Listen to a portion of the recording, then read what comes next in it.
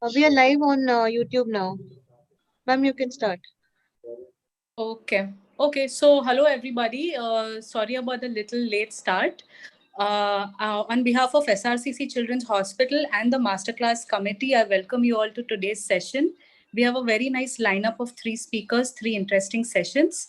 We will be starting off the first session now with a speaker who really needs no introduction, Dr. Uma Ali, Senior Pediatric Nephrologist. She will be talking about urinary tract infections in children. Ma'am, please start sharing your screen. Yeah, I'm just trying to share. Sure. A gentle reminder to everyone to please keep your audios muted. We will be taking questions at the end of every lecture. So you can either put the question in the chat box or you can unmute yourself at the end of the lecture and ask the question. Also, this lecture is eligible for MMC points. So please leave your registration number for credit.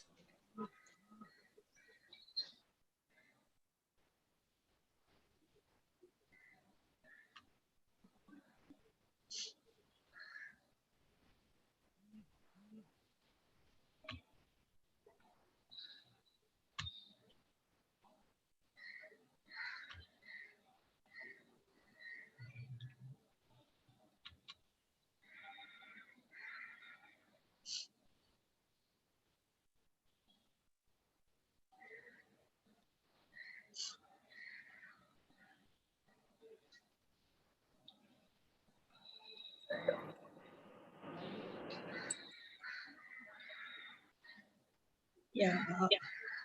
Is the screen seen? Not yet, ma'am. Okay. I'm just making it into slideshow. Yeah, can see it now. You can just, yeah. You can just magnify the screen or put it in. I'm just doing that.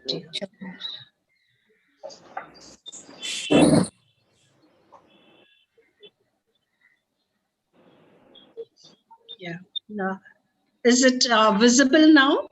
Yes, all good, ma'am. Okay. Yeah. So good afternoon, everyone. Sorry for the slight delay in starting. I had some technical issues. So what we'll be discussing is urinary tract infection in early childhood. And we will be looking at it from the perspective of different manifestations of UTI in children and what we need to be looking at when we see childhood UTI. And we'll do it in the form of case discussions after a preliminary introduction. Now, the reason urinary tract infections are important in childhood is it is a fairly common infection. Roughly about 8% of girls, 1% of boys would get a urinary tract infection during childhood. But the importance is not only because of its frequency, but because of its potential for renal scarring and long-term sequelae. And it's known now that 40% of children who develop an acute pyelonephritis may develop renal scarring. So how common is scarring? This is associated with the frequency of your pyelonephritic attacks. With one attack, probably 9% children will develop scarring. Whereas as you go further, 2, 3, 4 attacks, it keeps increasing. And if a child has had 4 attacks of acute pyelonephritis, more than 50% of these children will have renal scarring. This is from an older study. And so what happens if we scar the kidneys? What are the sequelae? One is a 10% chance of developing hypertension, which may be during childhood itself or as young adults. Again, a median of 10% chance of developing chronic renal failure, again during childhood or as young adults. In fact, it may not be presumptuous to say that many unknown end-stage renal disease that we see in young adults in their 20s may be as a result of missed urinary tract infections, that scarring which has happened in the other problems which may occur is induced morbidity. Yeah, I think there's some noise in the background. If the others can mute, it will be better. And there is some possibility of decreased somatic. Mr. Mahesh, can you please mute the others?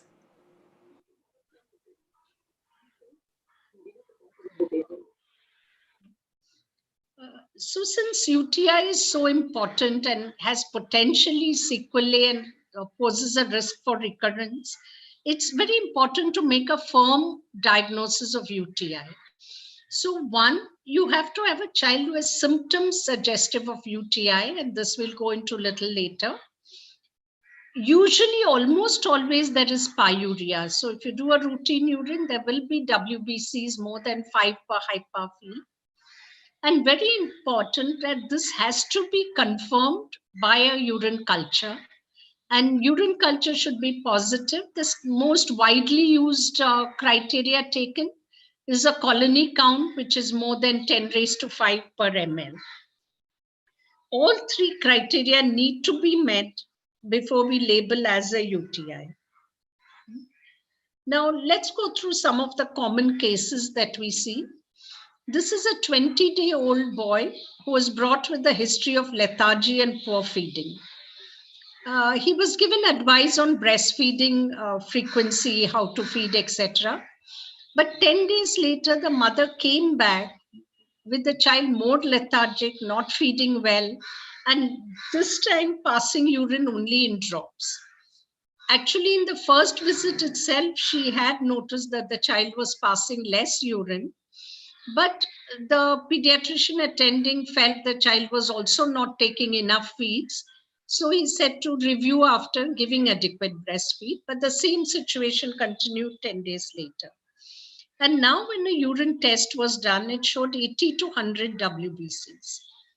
So let's see, usual symptoms of UTI, which we expect in adults, is fever, high fever with chills, maybe vomiting, frequency of micturition, dysuria, loin pain. These are the well-known symptoms of UTI. But these are not what you will find in a newborn or a young infant.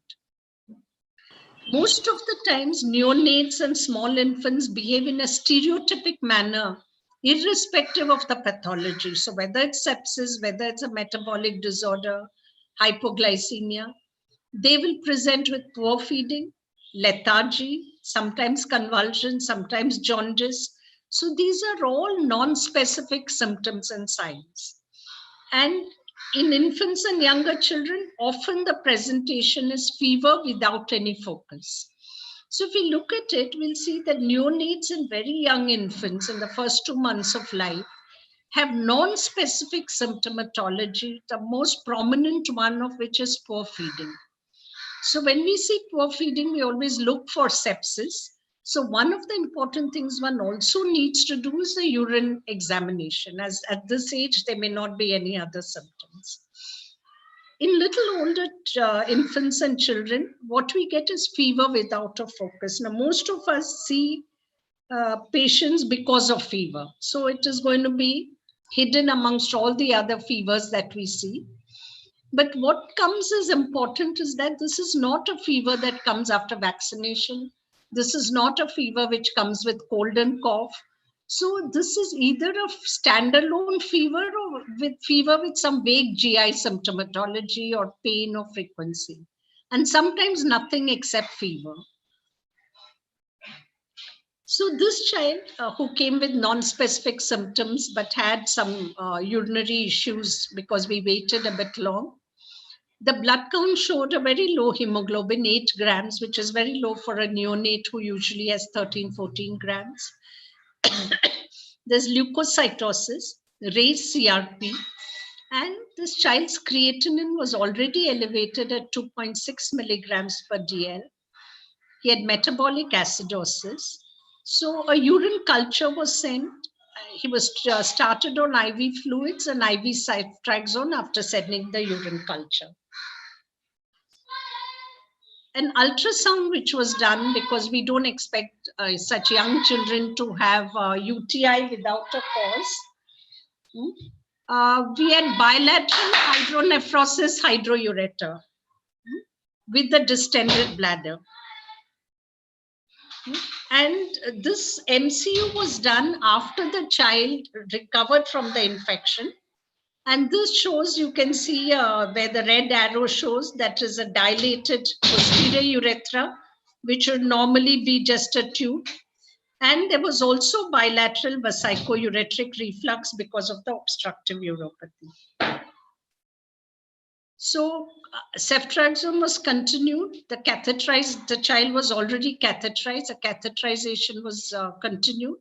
And after treatment of infections, the valves were fulgurated. At discharge, the serum creatinine was 0.9 milligrams per dl. So this is important to note that it comes off from the lab as a normal report, because the normal values that are given to us are adult values. So 0.8 to 1.4 would be normal for adults. So this falls within the range, and we can make a common mistake of considering this as normal. But this is very abnormal for a neonate or a young infant. It's almost double the value we would expect. So the creatinine has come down, but it has not normalized. So at 4 years of age, this child has been on regular follow-up. He's doing well, good voiding, no further urinary tract infections. Creatinine is 0.6. But when investigated by a DMSA scan, this child has bilateral kidney scars. So what does this tell us? That although this child looks good at this point of time, his creatinine is steadily coming down to better levels, and he has no further symptoms, and he has been operated, but he has already landed up with scars because of the earlier urinary tract infection which has occurred.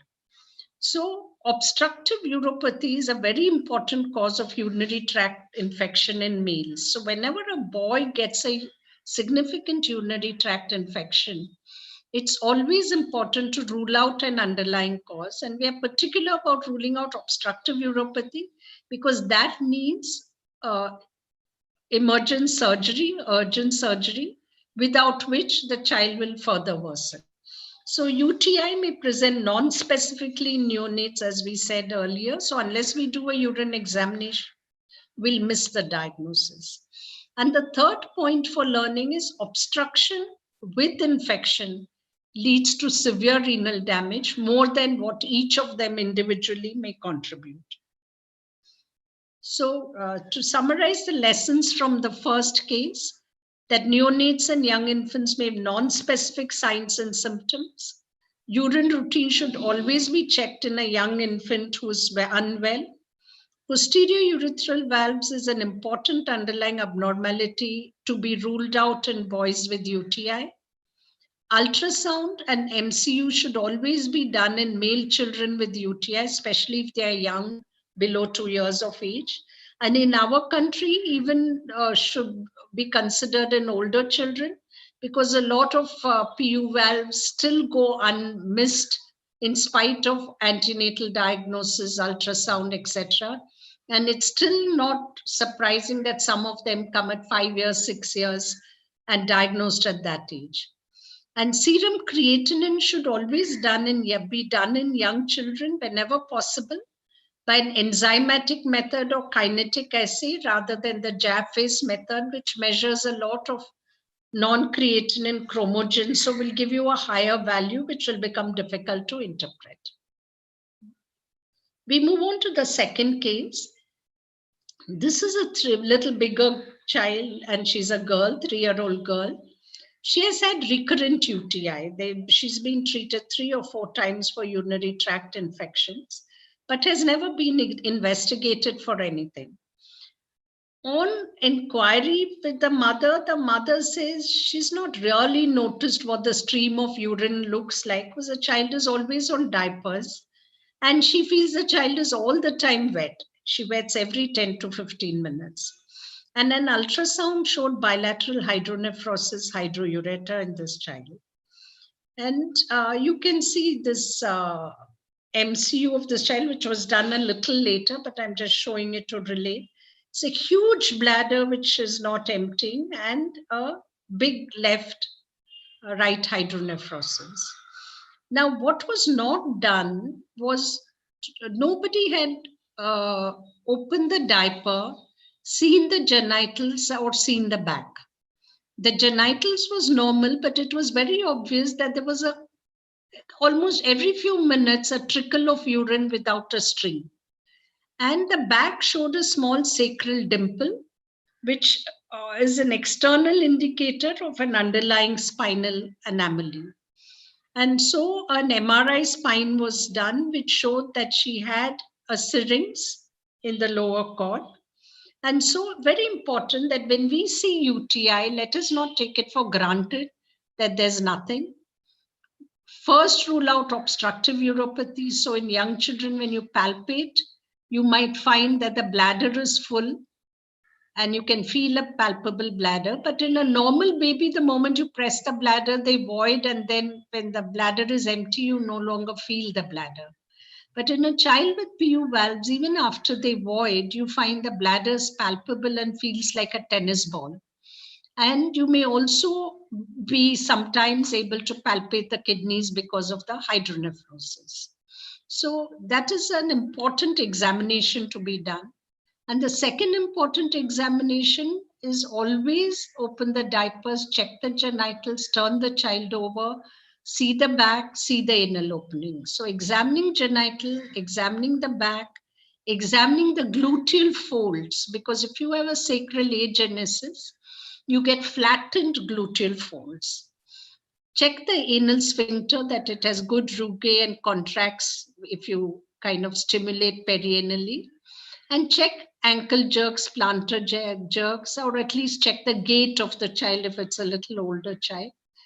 And a bulbocavernous reflex, which is not something very exotic. It's just that if you gently squeeze the glans of the penis, you will get an anal contraction of the anal sphincter. So this basically tells you, in short, whether you're expecting an underlying spinal anomaly and whether you have any neurological involvement in the S1, S2 segments. Okay. Now, the third case, this is a 4-year-old boy who had fever for 5 days. And fever was persistent despite oral azithromycin.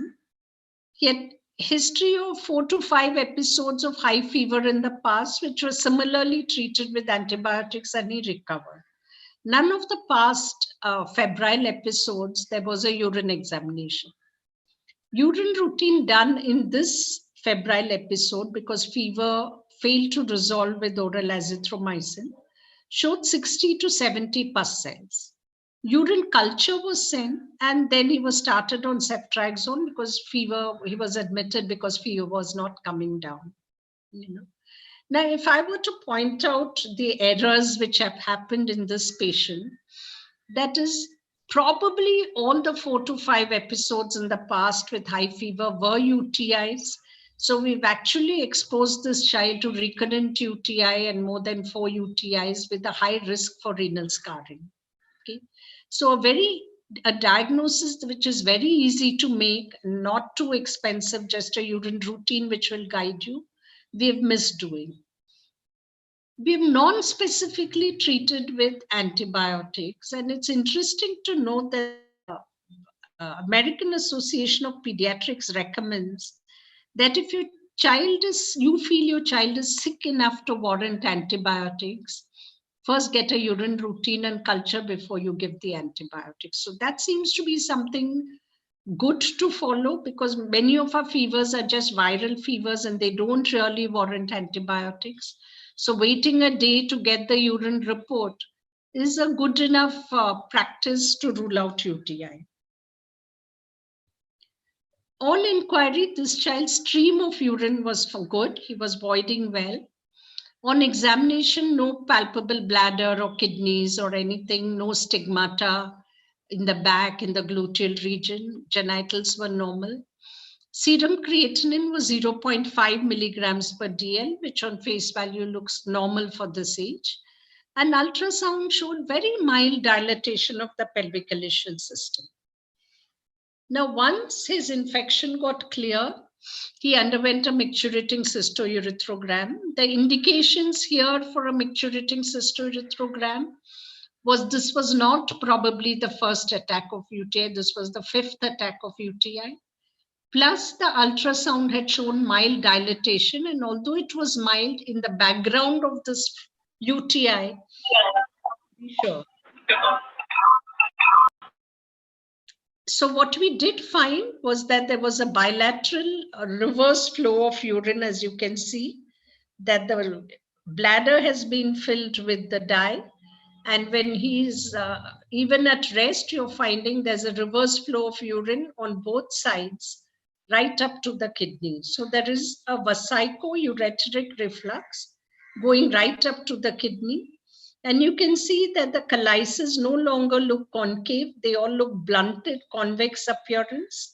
So it is already making an impact within the kidney. So this is a grade 4 VUR. So based on the MCU appearance, the VUR is graded into 5 grades. Grade 1 is the mildest, where the reflux is seen only in the ureter and does not go up to the pelvis.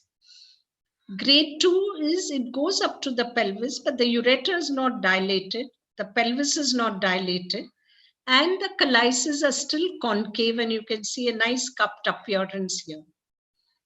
Grade 3, there is a mild dilatation of the ureter, dilatation of pelvis, and some of the chalices start losing their cupped appearance and start getting flattened or convex. And grade 4 is what we saw, a dilated ureter, which may be even little tortuous, and pelvis, which is dilated, and all the chalices, which have now become clubbed. And grade 5 is when the ureter almost looks like a colon. It's huge, and it is tortuous, turned upon itself, and massively dilated pelvis and chalices. And this may be unilateral or bilateral, and the two sides may have different grades, so they have to be, each side has to be graded accordingly. Okay. So continuing with the management of this child was treated with antibiotics. He became afebrile within 48 hours, but the antibiotic course is for 7 to 10 days. And so he completed the course of treatment, and urine showed no pus cells. His serum creatinine remained around the same range, 0.5, 0.6, so it did not affect his renal function. And 3 to 4 months after he recovered, a DMSC scan was done because he had bilateral VUR, he had past infections. And you can see he's got multiple scars because you're not getting a uniform convex appearance of the kidney. You're getting as the kidney dipping in and some photopenic areas. It's not uniformly black, which is what it should be if the isotope was taken evenly. But the white areas or gray areas represent those parts of the parenchyma which are not taking up the isotope because they are ischemic parenchyma secondary to the previous scarring. So this child has recovered well, his creatinine is normal, but again, he has got scars. So the continued plan was that this child should undergo reimplantation because he was already 5-6 years old. We don't expect that now the VUR will resolve spontaneously. The VUR was also severe, a grade 4 VUR. So the chances of spontaneous resolution for a grade 4 VUR is quite low. So it's about maybe 20%, 25, 30% may resolve. And it may not be worth the wait because he already has had so many UTIs and he has scarred the kidneys. Okay. So reimplantation was done. Post reimplantation, he did follow up. No UTI, urine routine albumin was traced to 1+, no WBCs, maintaining same serum creatinine. So again, from this case, the lessons to be learned is that UTI is not always a simple disease in children. All children with febrile UTI should be investigated. Ultrasound should be done in all cases. MCU should be done in selected cases where the ultrasound is abnormal or the child has recurrent UTI. And in children less than 1 year of age, MCU should be done even when the ultrasound is totally normal, if the child has had a definite febrile UTI. Because it is at this age group where you pick up abnormalities most commonly. And this is the age group which is at a higher risk for infection and needs more protection. So a few words about vesico-ureteric reflux. Vesico-ureteric reflux is a birth defect. Its incidence in the general population is 0.1 to 1%. In children with UTI, approximately it's been shown that 15 to 50%, with a median of about 1/3, 33%, may have an underlying vesico-ureteric reflux. So all children with vesico-ureteric reflux do not need surgery. Grade 1, grade 2, and even many grade 3s will subside. Though they all need a close watch, especially the higher grades, for not having recurrent UTI. But severe grades like grade 4 and grade 5 do need surgery. And so one would have to plan when and how the surgery will be done. Now, the story doesn't end here. This child apparently was doing well. And he did follow up little after 1 year after the surgery. He had no UTI, similar urine albumin trace, no WBC, creatinine 0.8, a little more than previous. And because he was doing well, he was reassured that everything is okay, there's no problem. So in between, there was no follow-up. He landed up at the age of 16 years because somebody examined him and found him to be hypertensive. He had a blood pressure of 150 by 100, and so he was referred back. He had grown well. He was 5 feet 6 inches. His urine showed no WBCs. There was albumin 1+, but his blood pressure was definitely 140 by 90. And a creatinine now done was 5.6 milligrams per DL. So this came as a shock to the parents and to us as well. And so what went wrong? This child for last so many 10 years had nothing wrong with him, was doing well, reimplantation done. I think the follow-up, I would say 2 things went wrong. One, nobody estimated what was his actual GFR. They just eyeballed the creatinine and said it's okay. And urine protein creatinine was not quantitative. Now, why is this important? Because creatinine varies with body size, muscle mass, and is closely related to the height of the child. So unlike adults where creatinine would have a constant value and the range can be accepted, a 0.8 creatinine in a 10-year-old is not the same as a 0.8 creatinine impact in a 1-year-old. And how do we differentiate? We calculate GFR from the creatinine, which is not rocket science and can be done very easily, which I'll come to next. Other important thing is, again, we eyeball the urine routine. Albumin trace, albumin 1+, we don't give it important. What is important is quantitation of proteinuria, which is again quite simple. Ma'am, sorry to interrupt. Your audio, you're not audible. 1 second. Yeah. Can you hear now? Hello.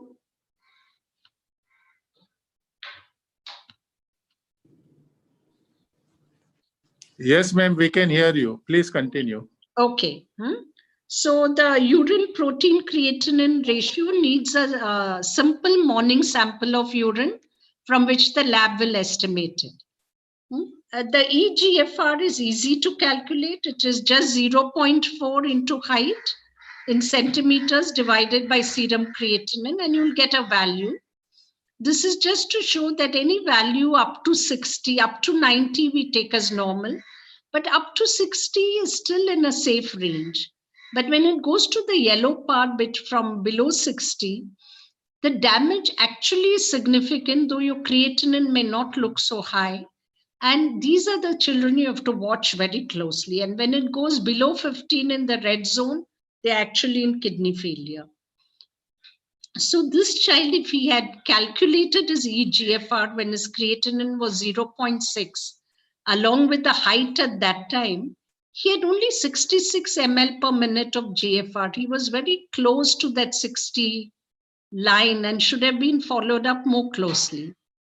And it's important to know that the normal value for urine protein creatinine is less than 0.2. So if it is coming higher, there is some kidney damage. Proteinuria is the hallmark of renal damage. So what went wrong? That the GFR was not estimated.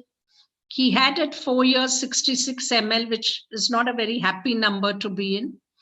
At 5 years with 0.8, his calculated GFR with the height at that time was actually 54. It had gone below 60. So there was clear clue that this child's kidney function was dropping. Urine albumin plus was ignored, not quantitated. So we don't know what was the urine protein creatinine. I presume it would have been abnormal. So the biggest complication for surgery for VUR or surgery for posterior urethral valves is to believe that the child is cured by the surgery. Parents always worship the surgeon as God, which is not wrong because they do a good service. But it is important that they know that surgery is not going to cure the disease. Renal damage, which has already occurred, will not change and sometimes will progress despite the surgery. So surgery is reducing your risks, but will not change the nephropathy. It gives an anatomical correction, but does not change the nephropathy. So prevention of recurrent UTI requires adequate fluid intake, regular voiding once in 2.5 to 3 hours. Child should void 6 to 7 times in the daytime. Constipation is a big culprit, so needs to be addressed by diet and other measures. We should avoid unnecessary antibiotic exposure for viral illnesses because this has an indirect impact when a child develops UTI. Nowadays, we see with the first attack of UTI, they are resistant to all drugs except meropenem. So it is limiting our options to treat a simple UTI effectively. And many children will need urinary prophylaxis to prevent a second attack of UTI. And these are especially children who have had VUR or who are very young children below 1 year with identified problems or yet to be investigated. I think this is my last case. This 8-year-old girl with recurrent UTI had received multiple antibiotics, 6 injectable antibiotic courses. And last urine report showed ESBL, that is a very resistant Klebsiella, sensitive to only imipenem. So the whole reason for her referral was this child who's actively going to school, not having fever and so well, should we give her imipenem because that's the only drug that is working. So when we she was already investigated because of recurrent UTI. Her ultrasound had shown no hydronephrosis, hydroureter. MCU showed no VUR, but DMSA had shown one small scar at the upper pole. She was also additionally investigated already by a number of investigations which were not needed, like a DTPA, IVP, CT normal, which we should have avoided to avoid unnecessary radiation. What is important in children like this is to see what is the bladder wall thickness and is there post-void residue. So this child had post-void residue of 25 ml and bladder wall, okay, was not very thick, but it was more than the normal 3 millimeters, which we expect.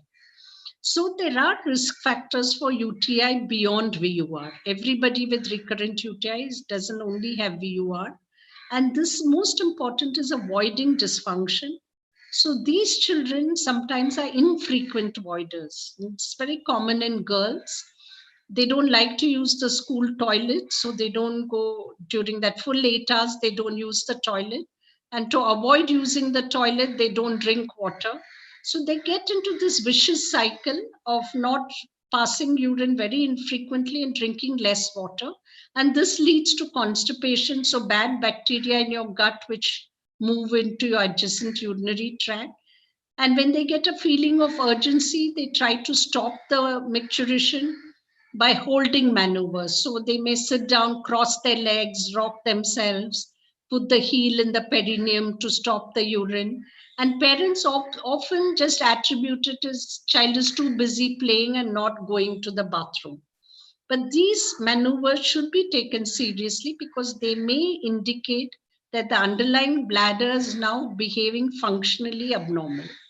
And often they have daytime wetting. So these are histories you have to elicit. Very often parents take them as functional and do not report it, thinking it's nothing to do with the disease.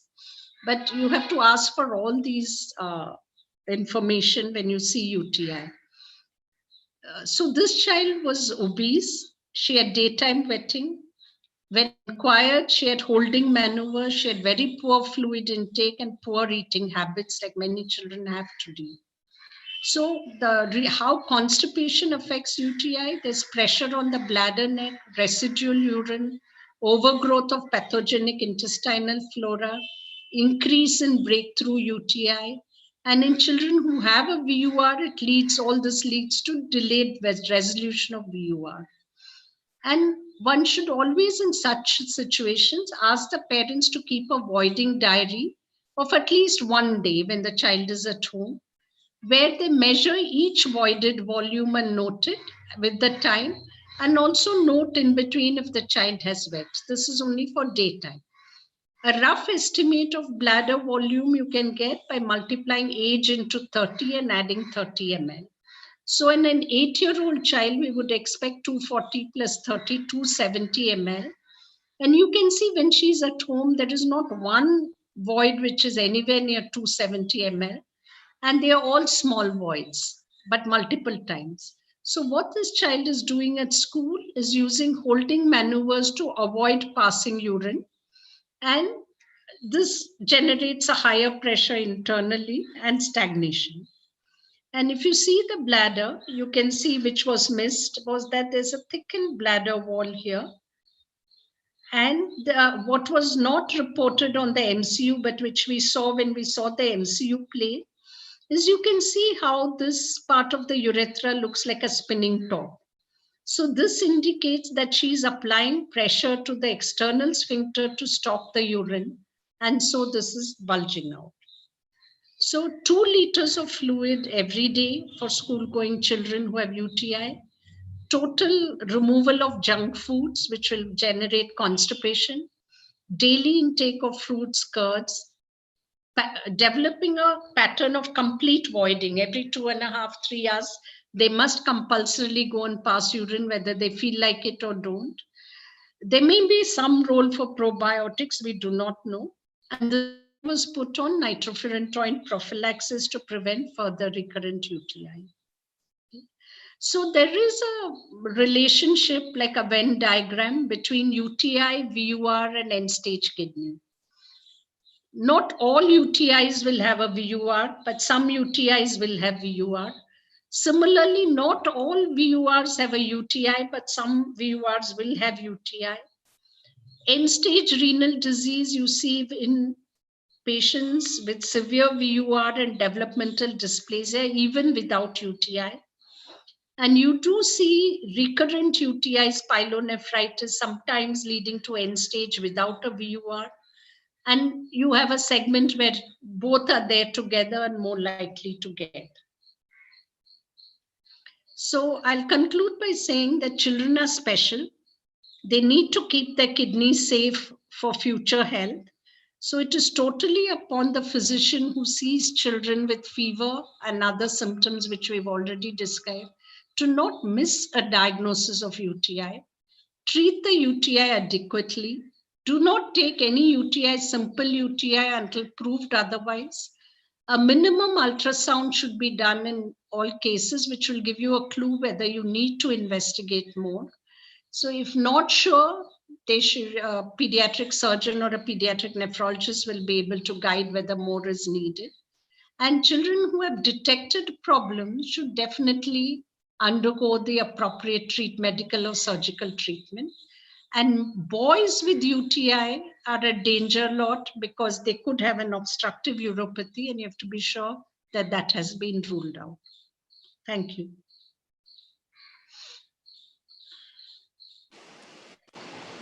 Uh, Thank you very much, ma'am, for the excellent lecture. Lot of learning points. I think the one thing was for me, it was like looking at the creatinine and correlating with the pediatric values and just not looking at the adult values. We have a question, which I think everybody will have, is regarding collection of urine. So any comments on the age-specific recommendations for urine collection? Yeah. I think let us look at urine collection in office practice, because that is the most challenging. And in small children who, like infants and all, who are still, breastfeeding, taking milk, the best way to collect is ask them to wait in your waiting room or some space where the mother can feed the baby. Clean the genitals with water and soap. Do not use antiseptic.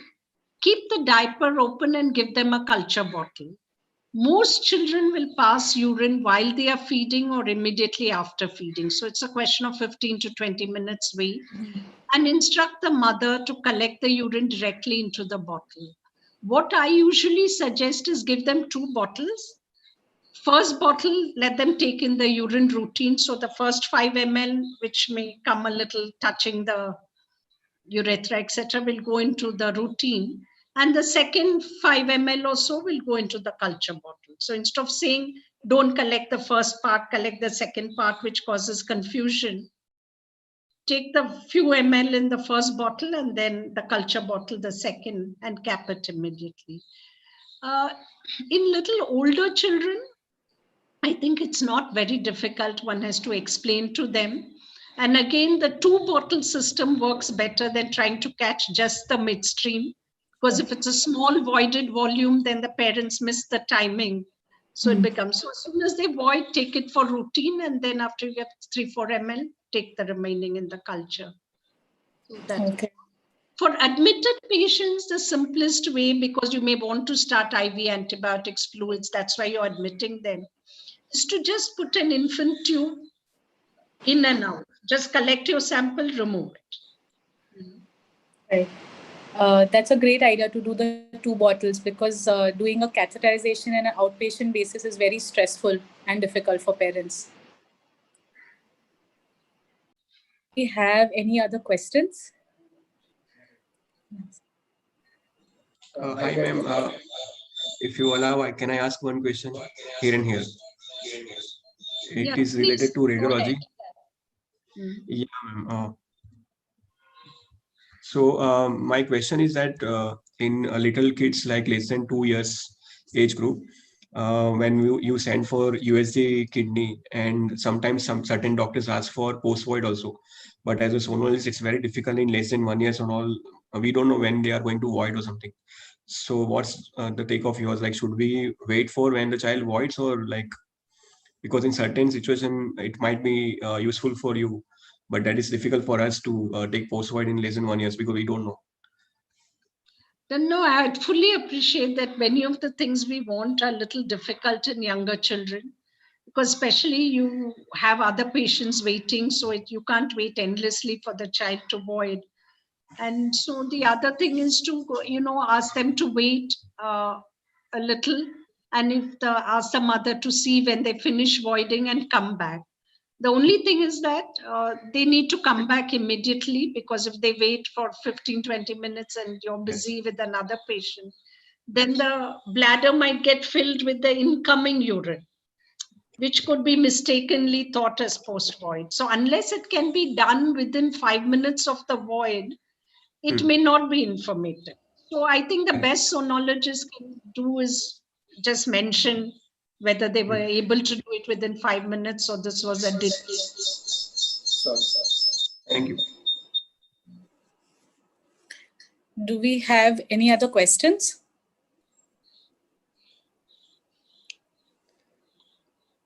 Okay. So, ma'am, looks like no other questions.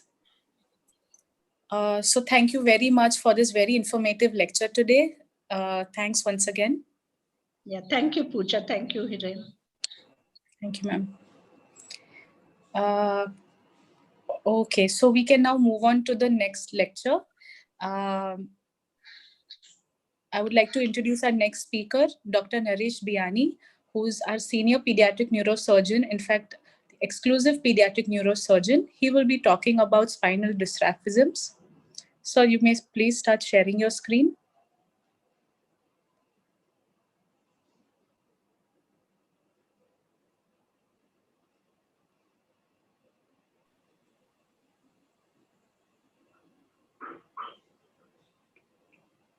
Yeah. Is it visible? Yes, sir. Very good. Just a minute, huh?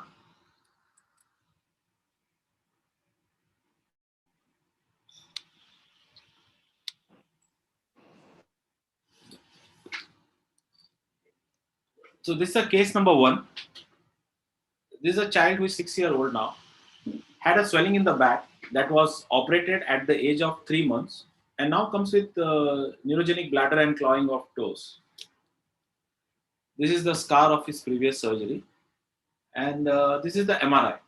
And on an MRI, we see that the spinal cord is lying low and the lipoma is attaching and is not letting it go up. Okay, the white thing that you see is all lipoma and the spinal cord is attached to that. I'll explain another case. This is another 3-month-old child with a swelling in the back, and again MRI has been done for her. The same thing, white spinal cord lipoma with the low-lying conus. So question to the pediatrician or family physician is, what is this? Okay, so the condition that we tell them is the spina bifida. That is what was the layman term. The latest term is the spinal dysraphism, and the better term is spinal cord tethered cord syndrome. Okay, what is the spectrum of tethered cord syndrome that we see? This is an open neural tube defect where you see a neural placode that is exposed to the amniotic cavity and unhealthy skin and the meningomyelocele. Then we have a closed dysraphism where there is a parchment type of a skin. There is no CSF leak, but there is a neurocutaneous stigmata. This is a swelling in the back. You have another swelling in the back here, patch of hairs, appendage, okay, atrectic meningocele. These are all meningocele that has got eroded, has secondly got infected, like a human tail, cutaneous appendage. Lipomas, this is off midline lipoma, this is the central lipoma or midline lipoma.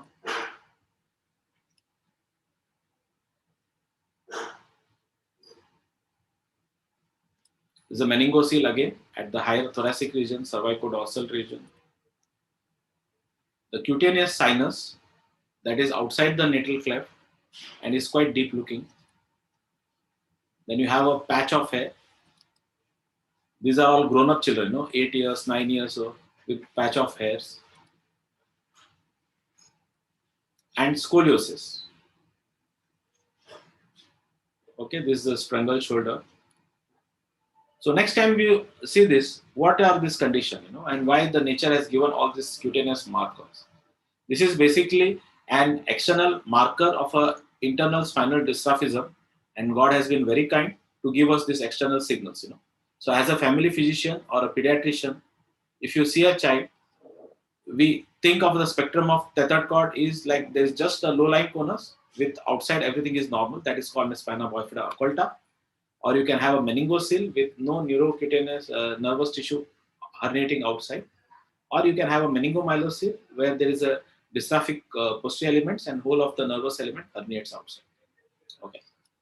So suppose you see a child at 1 month age, we need to get an MRI. But there is no rush to get an MRI at a neonatal page.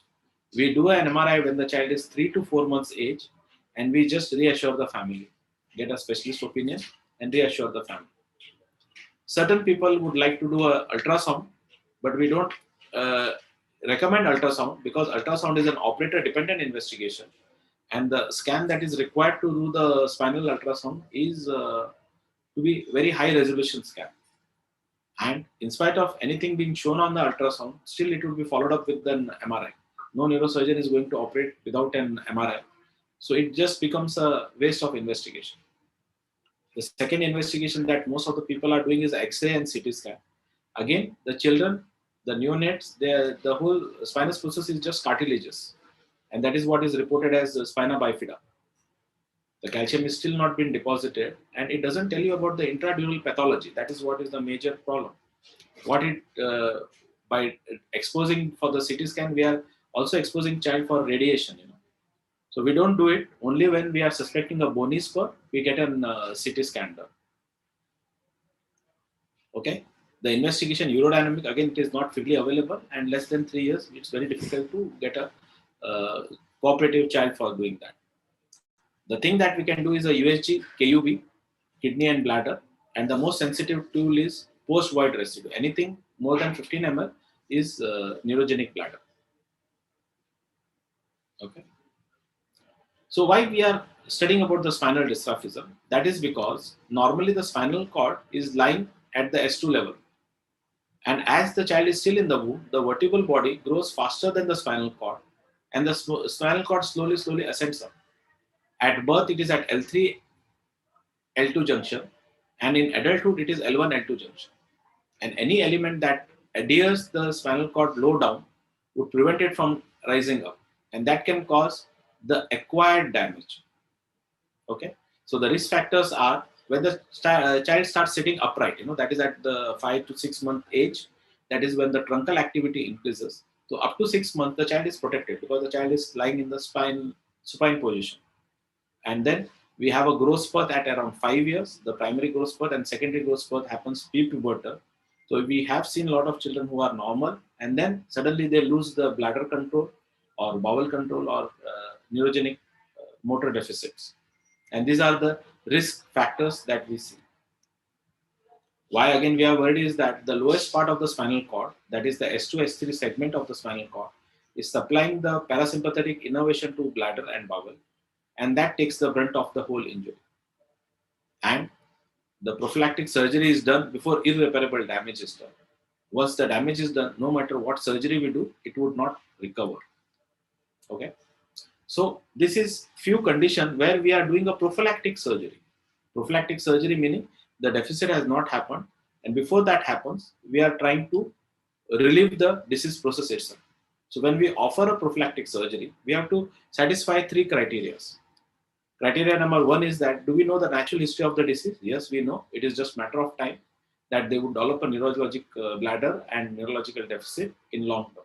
All the children that I show you, they have this neurocutaneous stigmata untreated, they would definitely develop a neurogenic deficit.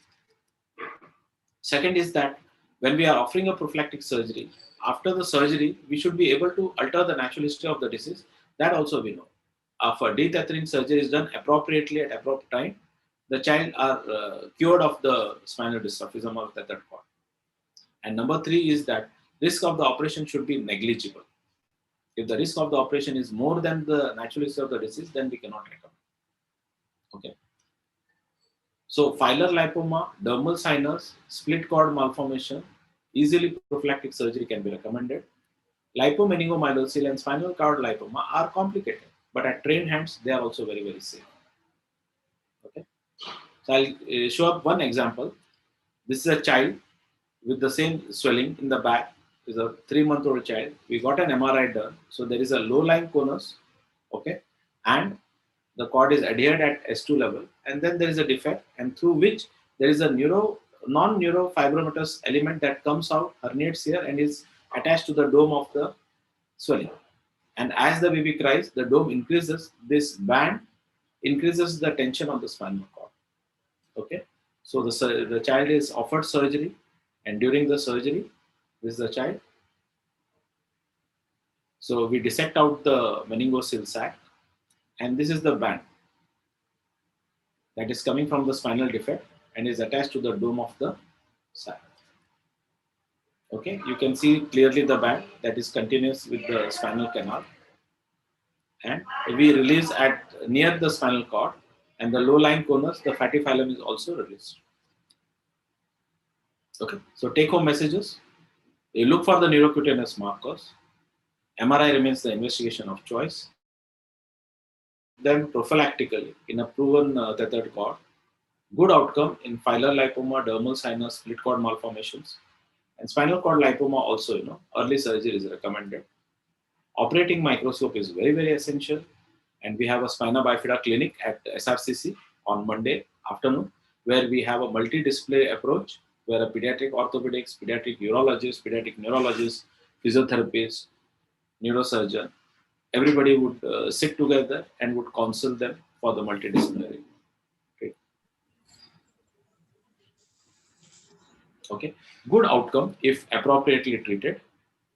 The problem is that most of the people think that spina bifida, all the spina bifida are MMC, meningomyelocele. That is not. With the better antenatal scans, we hardly see meningomyelocele. In our tethered cord syndrome presentation, probably less than 5% we see is meningomyelocele. So we see more of the closed neural tube defect. So apples are apples, oranges are oranges. Thank you for your attention.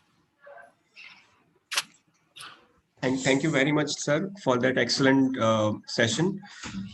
You made it very clear about when to use USG or not to use USG, and you told us about the pitfalls on the X-ray, that X-ray will give you false spina bifida and all. That was very right information. And you told the correct timing when we should do MRI. So that was very helpful for us. And as you said that we have this spina bifida clinic, so that we are seeing many cases like this through this spina bifida clinic. So thank you once again, sir, for giving wonderful session and making us understand what is it exactly. Any questions from the crowd?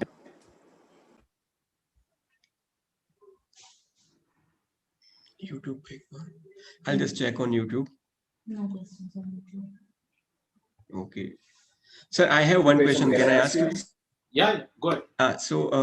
Like, is there any point of doing the patient in prone in MRI? Because sometimes we get requested whether it is tethered or not. Should we do in prone or no needed, like prone position? No, there is a study that is going in Toronto and Vancouver, where they are doing a standing MRI and the prone MRI to see the tight phylum syndrome actually. That we call as a dynamic scan. So to rule out if there is a conus that increases or changes in its height when the child is supine and when the child is upright. But we are still yet to get the final reports about that. So till the time we don't have any answer, what we do is the standard supine. If the conus is lying low, then there is no question of tethered cord or not. The question comes when you have a normal lying conus and the child has a presentation of a neurogenic bladder. That is when what investigation you are telling is been recommended. But I don't know anybody in Bombay also is doing that actually. And especially in a child, because when you do a standing MRI, you require an open MRI. Correct. So it's still in the research thing right now. Okay, sir. Thank you. Thank you so much. Thank you so much, sir.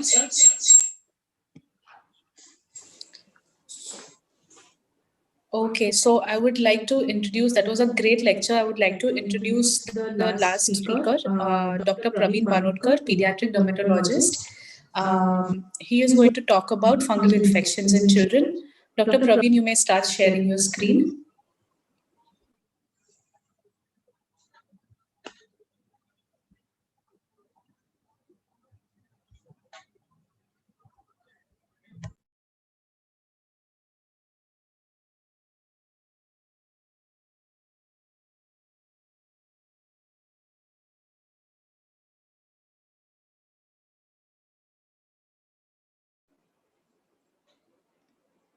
Dr. Pravin, are you there?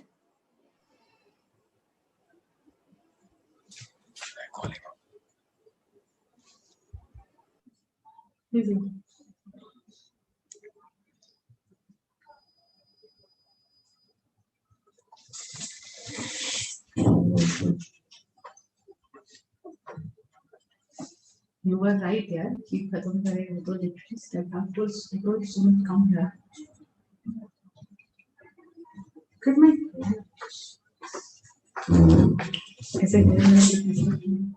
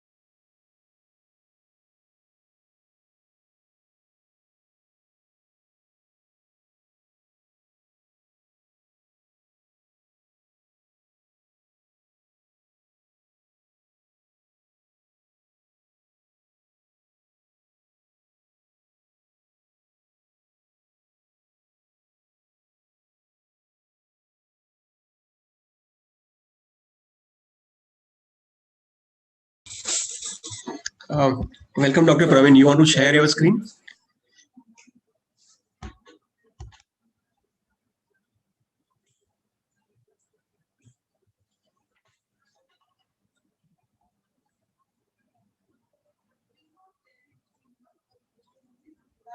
Yeah, unmuting. Yeah, are you able to see the screen? Yes, you can just put it in slideshow mode. Yes. Now, like the camera. Yeah, I think we need to unmute somebody. Good afternoon, everybody. Yeah, good afternoon, Pooja, Dr. Hire. Hi, sir. Hi, sir.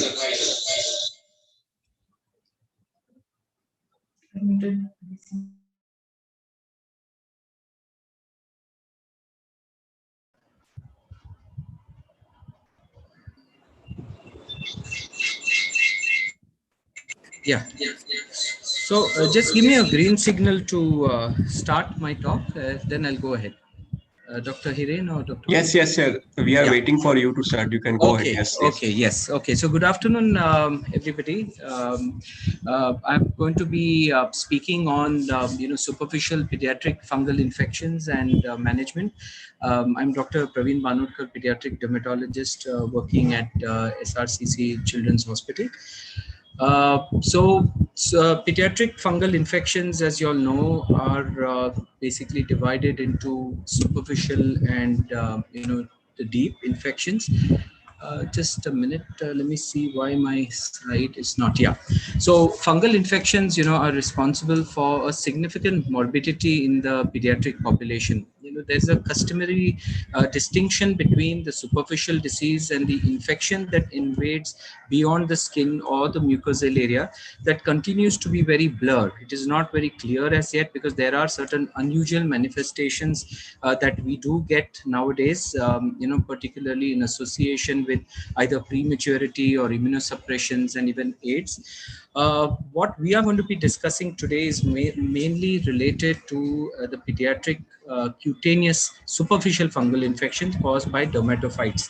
Now, before I go ahead with the entire, the story of fungal infections, let me just brief you a bit about, the nature of fungi. Now, the kingdom fungi is a diverse group of eukaryotic organisms that is found throughout the nature. More than 1 lakh species are known, but only 200 species are known to attack human beings. They can be acquired by inhalation, by ingestion, and traumatic implantation.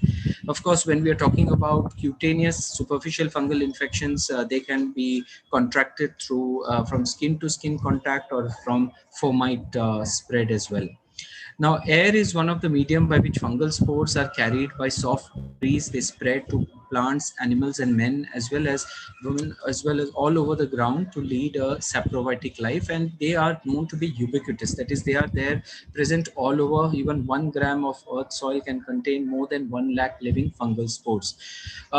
Being in a tropical city like Mumbai, fungal infections are known to increase in particular seasons, like, you know, the summer, or when the heat is increased. So we know that heat as a factor is very important for the fungus to thrive. And of course, you know, in the monsoon seasons, you can also see that sometimes there are a number of mold all along, you know, on the walls, and that also can sometimes spread certain nail infections like onychomycosis in the people who are prone to it. The types of fungi, there are 3 major, that is dermatophytes, candidiasis, and then there are the molds.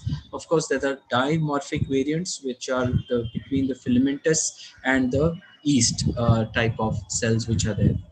So the superficial mycosis, which we are going to focus on today, are the skin, hair, nail, and even the mucous membranes that get involved by either dermatophytes and candida. Molds normally do not cause disease in immunocompetent hosts or tissues. They are most likely to found as secondary invaders in previously damaged skin, which include dystrophic or even onychomycotic nails. So you may have a number of you know, patients more in adolescents who tend to have dystrophic nails, or even certain immunocompromised hosts, which include you know, children with maybe HIV or premature, who tend to get mold related infections. Today we are not going to be discussing about the other systemic mycosis or the subcutaneous mycosis. Now, what are the predisposing factors that we commonly see here among children? So children who are receiving broad spectrum antibiotics, who have been on prolonged antibiotic therapy, you know, these are the immunosuppressed individuals. Then application of topical corticosteroids. Now here I would like to stress that, you know, topical corticosteroids, as we know, are available over the counter. There are a number of combinations of topical corticosteroids that are available, which are known as triple combinations, which is very commonly written by physicians, by pediatricians, even in certain scenarios. And what one needs to know is that many of these topical corticosteroid combinations or triple combinations, I wouldn't like to take any, you know, brand names here, but they contain a super potent corticosteroid, which is called as clobetasol propionate. Now, clobetasol propionate is a super potent corticosteroid, and applied topically to, you know, approximately levels of around 2 grams or more per day, can cause severe HP axis suppression and prolonged immunosuppression as well. Now, this topical corticosteroid abuse, we call it as abuse, is very rampant in practice. We see a number of patients who come with very unusual presentations of tinea, or you know, even which is called as tinea incognito, or superficial fungal infections, which has been multiplied by the use of this topical corticosteroids. So one important message that I would like to give over here is about the use of these triple combinations should be restricted in practice. It's very, very important, because we are entering into an era where we almost call it like an epidemic of superficial cutaneous fungal infections. We see 8 to 10 members in the family being affected, and even in children it is quite widespread, which it used to not be earlier, around 10 years ago. So that's what I'm going to talk about, the clinical aspects, later on. So this is what I wanted to speak about: application of topical corticosteroids as a predisposing factor. Of course, persistent perspiration, sweating, immunocompromised status. Then you have the soaring use of immunosuppressants, tight-fitting clothing can also contribute. Obesity, especially in adolescents, in other you know, which we are seeing nowadays in the form of an epidemic by itself, is also one of the contributors or predisposing condition that can lead to superficial fungal infections. Of course, there are children receiving parenteral nutrition or even diabetes. However, that's more in the elderly. Now, how does the superficial fungal infection happens? When we are talking about cutaneous fungal infections, it's normally an invasion of the tissue, which is directly, it tends to involve the epidermis area into the host, and then triggers an immune response to it, which results in the ring-like patches. Of course, you get sometimes immunological variations or reactions of the superficial fungal infections, which include urticaria, erythema nodosum, on vesicular eczema as well. So dermatophytes are keratophilic fungi. That is, they love the keratin. They sit in the keratin and grow, which is present in the epidermis, and they are the ones that tend to cause, the common ringworm infections that we see in the skin. There is a microbiological classification of dermatophytes, which we are very, very well aware of, which is the microsporum species, epidermophyton species, and the trichophyton species. The microsporum species affects mainly the skin and the hair. The epidermophyton normally involves the skin and the nails, and the trichophyton infections commonly involve all the three, that is skin, hair, and nails. And it is these trichophyton species is something that we see very commonly in our microbiology cultures. So the trichophyton rubrum is something that has been commonly globally as one of the main species affecting the skin. Others include Microsporum canis, which is normally from pet animals, that is dogs, epidermophyton, trichophyton mentacrophytes, which is showing a resurgence now. So we are seeing more cases showing positivity with trichophyton mentacrophytes than trichophyton rubrum. So there is an evolution or changing pattern of the dermatophyte detected by culture these days. So the species can also be classified depending on the host. That is, the geophilic species are the ones that are found in the soil. The zoophilic, the ones which are on the host, like especially children coming from the interior side, where they have a parents who are as farmers. They live along the cattle side, herds of the cattle, the camels, that they tend to pass on the trichophyton verrucosum to the children as well. Then of course you have the anthropophilic species, which is more urban oriented. That is what we see from human to human spread. So this is again to summarize, that is anthropophilic, the geophilic, and the zoophilic. So clinically, dermatophyte infections are based also on the site affected. We all are aware there's tinea capitis from involves the scalp, the tinea barbae, the beard area, tinea corporis and cruris, that is the body part, and the groin area. Tinea manum is the palm area, and tinea pedis is the leg, and of course, not forgetting something very common, which is the onychomycosis, more in the adolescent individuals, which involves the ringworm infection of the nails. Now, what are the sources of fungal infections commonly? So when you have children coming to you with a clinical tinea infection, there are a few questions which you can ask in the history depending on the site involved. So for example, if what area they're living in, whether it is a lot more humid, or whether there is moisture accumulating daily in their clothing or the shoes, whether they're wearing socks, then of course if they have animals around them, then also if they are staying in overcrowded areas, dormitories, schools, hostels, and even the other areas.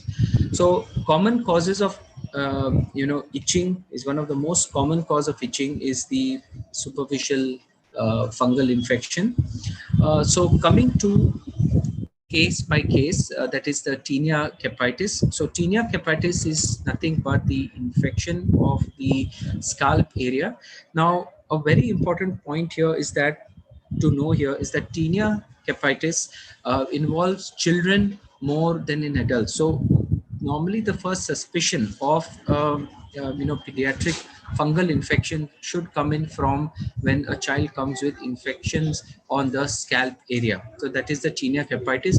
The reason why it affects children more than adults is because of the reduced sebaceous secretion from sebaceous gland in the scalp area. We all are aware that sebaceous gland activity and the oiliness which is there, the fatty acids and fatty acids and sebaceous sebum that comes on the scalp is seen in adolescence and beyond, and that tends to have a protective effect. So tinea capitis is more commonly seen in the pre-adolescent period. The most common organisms is the Trichophyton tonsurans or Microsporum canis or Odini also can be seen. So there are different types of tinea capitis where you see a gray patch, as you can see in the image here, where you get a very well circumscribed grayish scaling on the scalp with associated alopecia or loss of hair. And of course, one of the main symptoms is itching. So this is a photo again of the gray patch tinea capitis.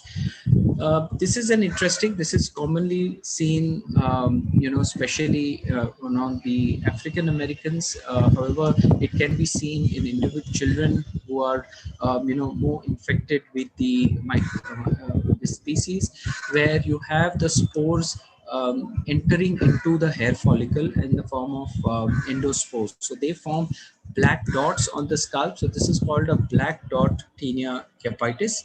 And then you have another interesting variant which is seen in children, which is called chirion. We see this as a form of an inflammatory, boggy, well circumscribed, swelling on the scalp associated with sometimes scarring, alopecia, permanent loss of hair. Such cases need to be dealt, very on an emergent basis, because this kind of inflammation can be extremely painful for the child. And such form of inflammation results in a lot of lymphadenopathy in the scalp area as well. So this is another form of fungal infection of the scalp called the chirion. Then we have the favus, which is another form of a fungal infection of the scalp, which is very rare here. It is seen more in Indonesia. It's not seen much here in our population. Then coming to the next commonly seen superficial fungal infection, which is the tinea corporis. Tinea corporis, as we all know, is the infections of the smooth skin in the body area, where we get concentric or ring-like lesions on the skin. In very severe forms, we get a raised inflammatory and red border where itching is one of the major symptoms. It is very commonly seen in practice on the trunk area, around the thigh areas, and tinea corporis can be caused by all forms of the dermatophytes, whether it's Trichophyton, rubrum, mentacrophytes, to Microsporum odini and canis. The disease, as I said earlier, is transmitted through infected scales, hyphae, or even the spores, which are called the arthoconidia. It can be transmitted directly from human to human, or from animals, or even from fomites, like, from bedding, from clothing. Many people here sometimes tend to share socks, tend to share their napkins, they share their towels, and that is how basically it can spread very easily. And that is how many a times, because of the resistant forms, or that are developing nowadays, there are large number of family members being involved. They transfer from one area of the body to the other, is another form of spread, where it spreads from the legs to the body, which is from tinea pedis to tinea corporis. So this is again a photo of the tinea corporis. As you can see, more commonly seen again here in adolescents, where you have a very red inflammatory border with a central scaling. Very important to differentiate psoriasis and eczema when it comes to these kind of conditions. Again here, very classic clinical picture of tinea corporis, where you have concentric rings with the central clearing, or tinea corporis. Now coming to tinea pedis. Tinea pedis is the athlete's foot. It's more commonly seen again in adolescence. It happens commonly between the toes, that is the fourth and the fifth toes. They are more commonly involved, associated with a lot of itching. It is again transmitted from host to host through infected squamous cells or epithelial cells, which are nothing but flat keratinized dead cells which are shed from the outermost layer of stratified squamous epithelium. Children commonly tend to play a lot of sports nowadays. The adolescents, they do tend to sweat a lot, and as a result of which you tend to get this infection common among the children as well. So Trichophyton mentogrophytes tends to cause this. It is like a chronic infection that it tends to exhibit. Again, it's of different types are seen. You get something which is called a vesicular or a blistering pattern of dermatophyte infections.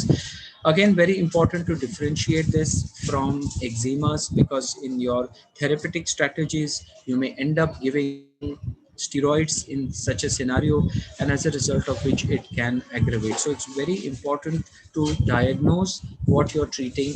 It can keep blistering tinea pedis in mind, or the vesicular type of tinea pedis in mind. One of the differentiating clinical pickup points over here is basically involvement of the web spaces.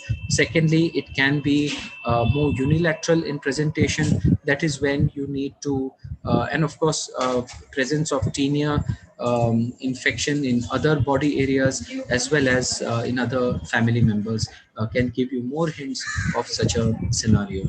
So they occur more common in adolescence, as I have mentioned earlier. There is the interdigital type of tinea pedis, which is seen. Then there is a papillosquamous variant with male involvements, more commonly seen. As you can see, it is an entire area of erythema, redness, and scaling, which again mimics chronic eczema. Diagnosing tinea is very important here. Again, the similar points about unilateral presentation. Secondly, no history of allergies to any contact materials like shoes, rubber, socks, materials. Of course, family history of similar tinea and any other body area affected can give you the hints in the diagnosis. And over a period of time, when you keep seeing cases, it gets very easy to diagnose. Now, this is another form of tinea which you should be aware. It is called the Majorchi's granuloma. This is basically a rare fungal infection of dermis that is mainly caused by dermatophytes. The most frequently identified cause is anthropophilic Trichophyton rubrum. Now here you have to remember that it is presents as a form of a granuloma, where you might differentiate it from lupus vulgaris, that is sometimes tuberculosis of the skin, or even sarcoidosis. This is a granulomatous inflammation where you get thicker skin with involvement of the dermis. We might probably see more inflammatory cases like this as the fungus tends to evolve more, or depending on the changing immune status of patients over a period of time. So these are again examples of tinea pedis in children, and the one picture on the right side is of adult. So the differentiating features here, the differential diagnosis are psoriasis, atopic dermatitis, and chronic eczema. I have already told you the hints of how to diagnose, tinea pedis. Of course, atopic dermatitis is something that is again very commonly seen in children, which tends to involve, dry, peeling kind of skin on the palms and soles as well as other body areas, and very important to differentiate tinea from such cases. Then of course comes tinea cruris that affects all age groups. Of course, it is more, this is commonly in the form of an epidemic that is associated with grouping of people. So when it comes to, pediatric situations, is, children in juvenile homes, children in hostels are more commonly seen here getting affected with tinea cruris. The tinea rubrum normally doesn't survive long period outside the host, but it tends to cause infections in the groin area. It's again seen in adolescents who tend to sweat, who play sports, and as you can see, it forms this very well defined ring kind of patterns, or a form of central clearing with a spreading border. So these are examples of tinea cruris, where you get an erythematous edge, if you see the picture very clearly, with central clearing, more commonly seen in the groin area. Then we have a variant where you have both tinea corporis that affects about the pubic area as well as the groin involvement, with very much inflammatory borders.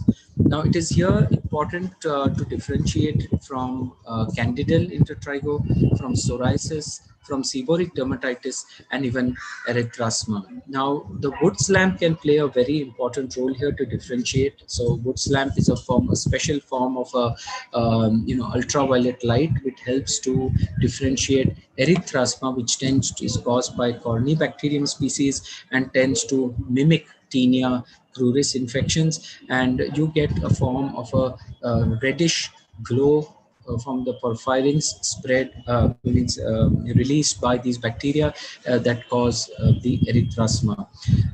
In differentiating from candidal intertrigo, normally you get patterns of satellite patterns which are seen in candidal intertrigo. Then comes a quick word on tinea manum, which is infection of one or both hands. It's much less common in tinea pedis. The tinea manum is, again, can be misdiagnosed. You do get hand dermatitis, especially in the form of acute pompholytic or acute eczema, then psoriasis and keratolysis exfoliativa, which is peeling of the skin. So tinea manum is the dermatophyte infections of the palm area, where you get very classic peeling of the skin with a well-defined plaque, and again signs of tinea elsewhere. Now, tinea faciae was something that earlier used to be seen in pediatric. It should not be seen in the pediatric, or could be seen only in scenarios where either the child had HIV or diabetes, or it was a scenario where it was a severely immunocompromised situations. But now it is not, there is no kind of division in that, and we see a lot of tinea faciae cases. So again, you can see here in terms of an inflammatory red border that does tend to involve the face area. Normally children do have similar kind of tinea infections on other body areas as well. The lesions on the face, they need to be diagnosed carefully because the therapeutic management depends on your diagnosis. Then comes infections of the beard area, which is the tinea barbae, which is infection of beard, again seen in adolescents or young adult men. Then you have the onychomycosis, which is the infections of the nail. 15 to 20% of the people affected are between 40 to 60 years of age group.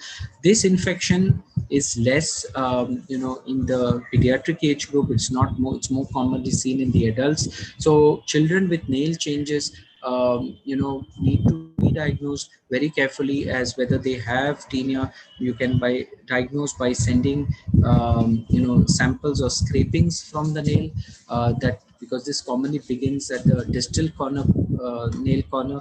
And a very important thing is, again, it is seen more in adolescents than compared to the pre-adolescent age group.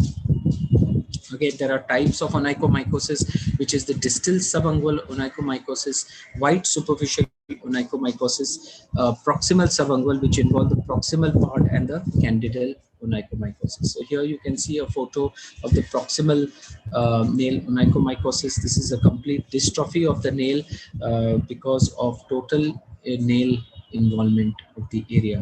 This is, again, you can see here the distal border of the nail is involved and causing an inflammation and thickening of the nail bed area. Now, so I have run through quickly, through the various clinical variants that we commonly see in practice.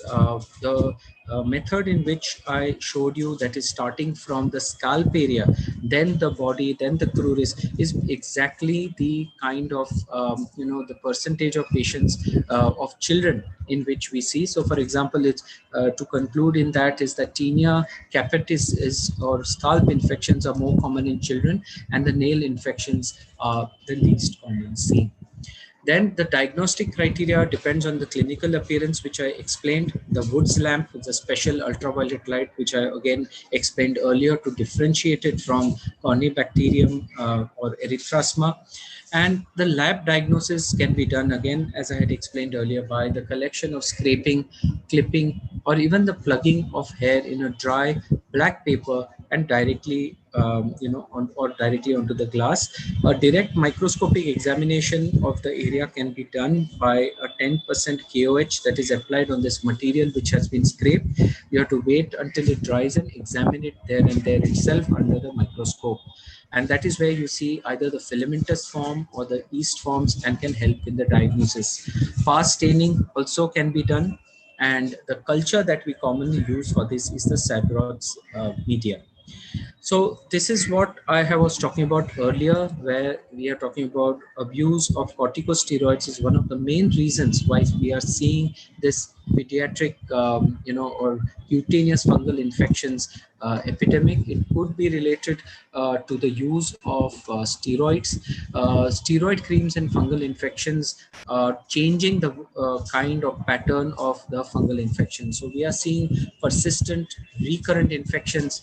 There is a longer duration of treatment regimens. The treatment regimens that are mentioned in our textbook can in fact no longer be followed.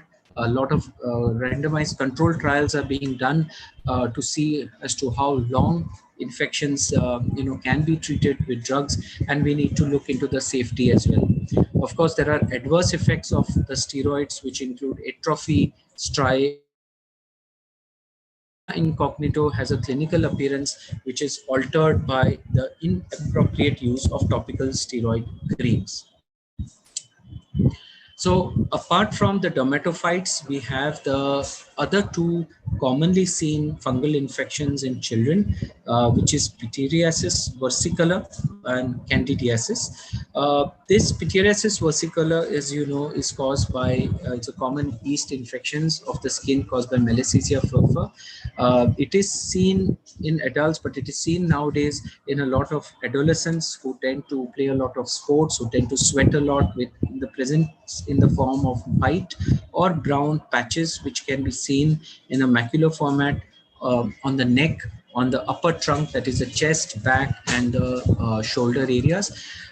This kind of varied color, that is why it is called as a versicolor, and the white patches is what tends to worry the parents the most. The parents bring their children to us in practice, whether it's adolescents or even younger children, who tend to get these white spots on the cheek or on the neck area because of sweating.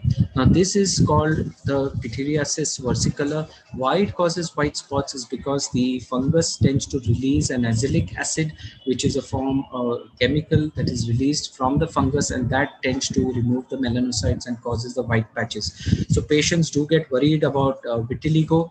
The parents get worried that their child has vitiligo, but careful diagnosis through clinical approach as well as a Woods lamp can help in differentiating this from vitiligo.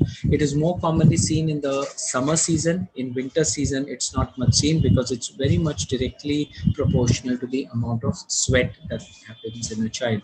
So this is the form of, a white, well circumscribed patches. Another important clinical point over here would be scraping. So when you see these white spots, you can just scrape the skin with your gloves, and you can see that there are fine scales over it.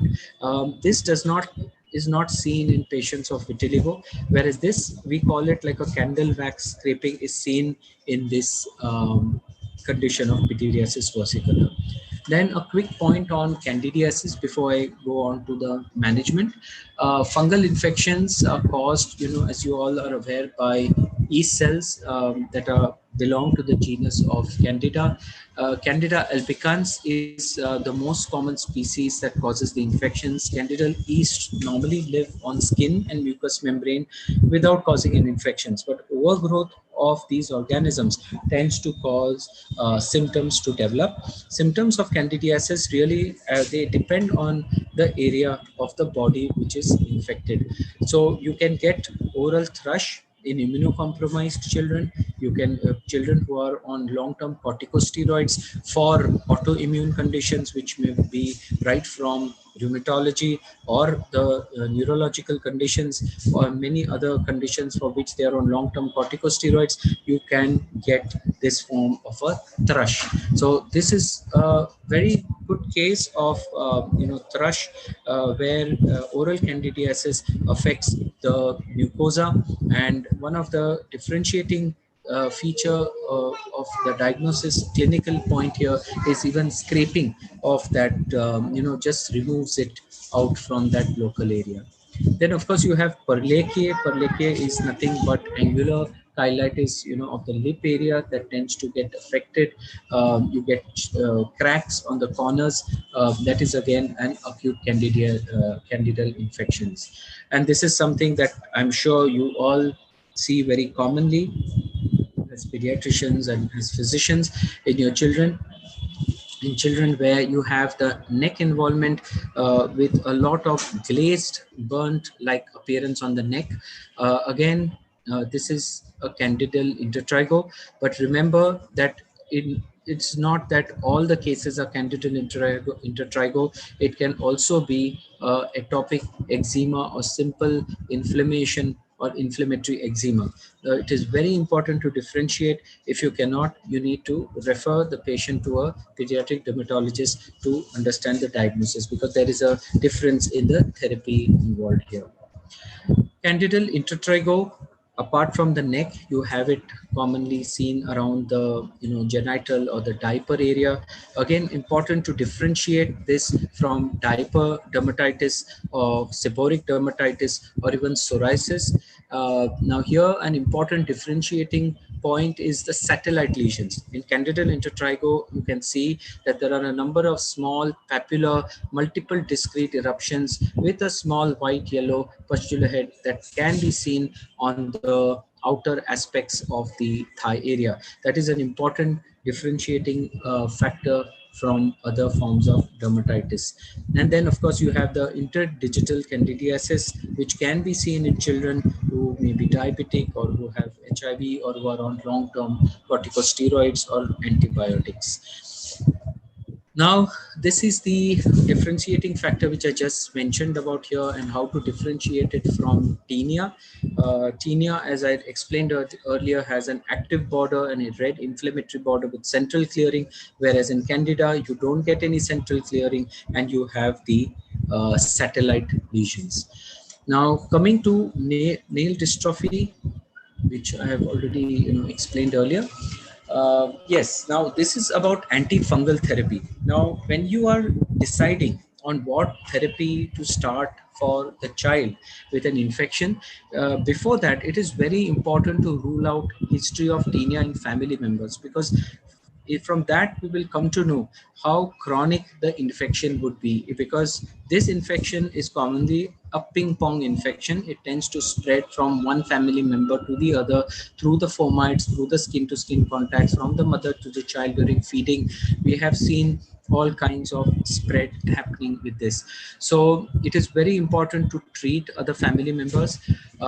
You have to rule out the use of antifungal and steroids combinations.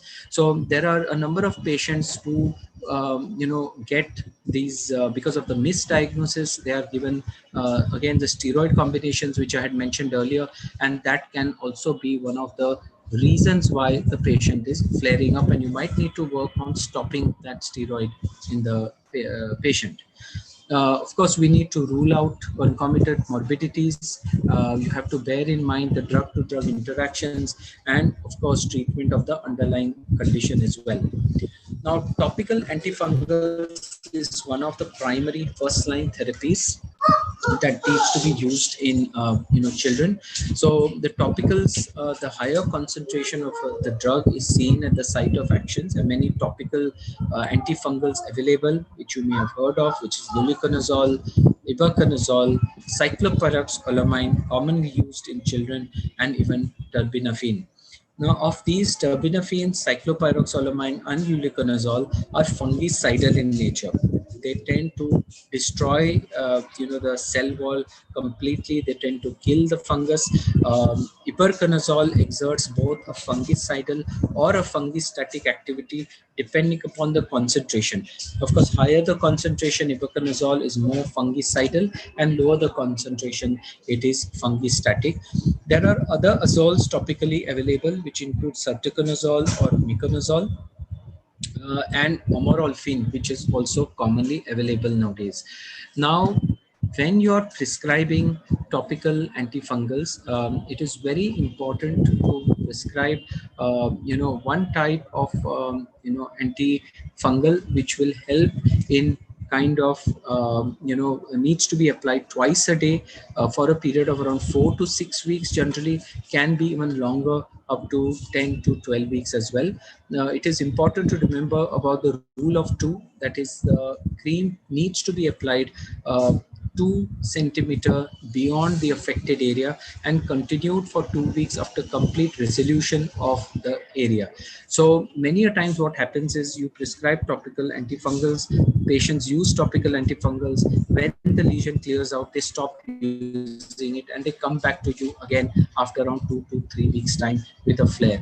So you have to remember that once there is a clinical cure, it is not necessary that you have achieved a mycological cure from that area. So when you have had a clinical cure in that area, you need to continue for 2 weeks beyond or more to make sure that you have also achieved a mycological cure. That means getting rid of the fungus from the keratin area as well. So these are certain important points.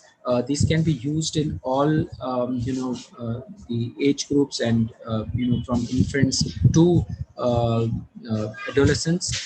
Remember, steroids need to be avoided. I would like to make an important point on that as well. When it comes to systemic antifungals, in my practice, I use systemic antifungals only when there is a widespread fungal infection. Most commonly, systemic antifungal I used is used in pediatric age group is fluconazole. Fluconazole seems to be very safe. It can be given in a dose of 6 milligram per kilogram per day. They have dispersible tablets also that are available.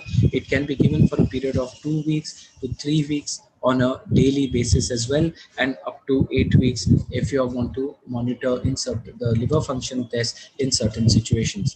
Of course, there are other medicines like griseofulvin, where 250 milligram twice a day can be given for up to 8 weeks in children. You need to continue for 2 weeks after cessation of the symptoms as well. The dosing of griseofulvin is around 20 to 25 milligram per kilogram.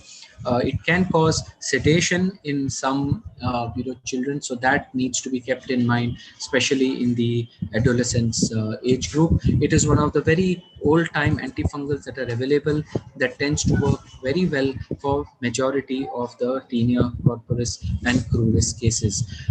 For nail infections, it can be given for example, for the fingernail infections for a period of around 6 months on a daily basis, with proper monitoring of the liver function test and the kidney function test. Whereas when it comes to toenail infections or the leg area, it can be given for up to a year with proper monitoring again of the drug. Then comes terbinafine. It's a very good fungicidal agent given in a dose of around 5 milligram to 8 milligram per kilogram per day. Children who are 40 kgs and above can be given 250 milligram per day, which is equivalent like an adult dose.